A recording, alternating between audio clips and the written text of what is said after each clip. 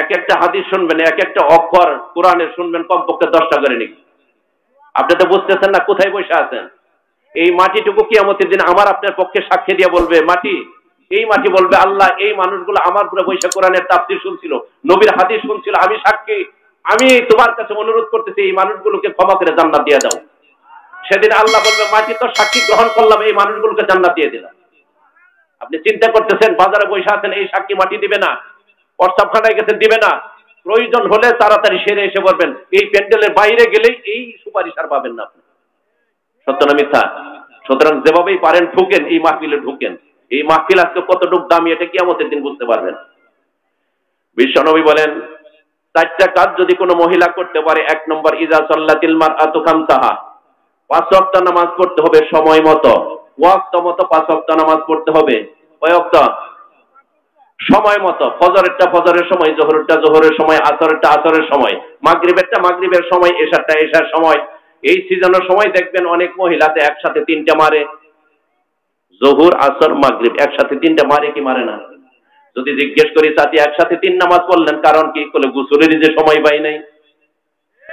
ঠিক কর না কা? আবার অনেক স্বামী আছে নামাজ পড়তে দেয় না, কয় কাজ করো আগে নামাজ পড়ে, এরকম স্বামী আছে না নাই? যে স্বামী তার স্ত্রীকে নামাজ পড়তে দেয় না, কাজ করতে বলে যে নামাজ পড়ে কাজ আগে, ওই স্বামীর হাসর হবে ফেরাউনের সাথে, আবু জেহেলের সাথে। আর যে স্বামী বলবে আগে নামাজ পড়ো কাজ পড়ে, ওই স্বামীর হাসর হবে হযরত আবু বকরের সাথে। এখন সিদ্ধান্ত আপনার, হাসর করবেন আবু বকরের সাথে না ফেরাউনের সাথে? তাহলে কি বলতে হবে? আগে নামাজ। যদি বাচ্চা ছোট থেকে বাচ্চাকে কোলে নেবেন, স্ত্রীকে নামাজ পড়ার সুযোগ দিবেন। রান্না বান্না করার সময় যদি আপনার স্ত্রী নামাজ ফেল করে, বাচ্চাটাকে কোলে নেবেন, রান্না বান্নায় সহযোগিতা করবেন, স্ত্রীকে নামাজ পড়তে সুযোগ দিবেন।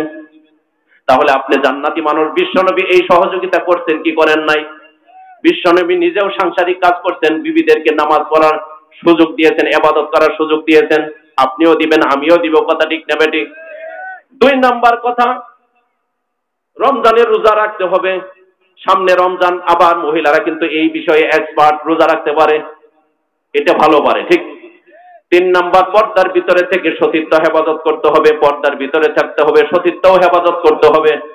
এরকম না স্বামী থাকে মালয়েশিয়া, স্বামীর টাকা দিয়ে মোটর সাইকেল কিনে দেবরের মোটর সাইকেলের পিছনে বসবে, ইকোপার, লাউ চাপড়া, এই হুজ্জুন্নি জান্নাতে যাবে না জাহান্নামে যাবে।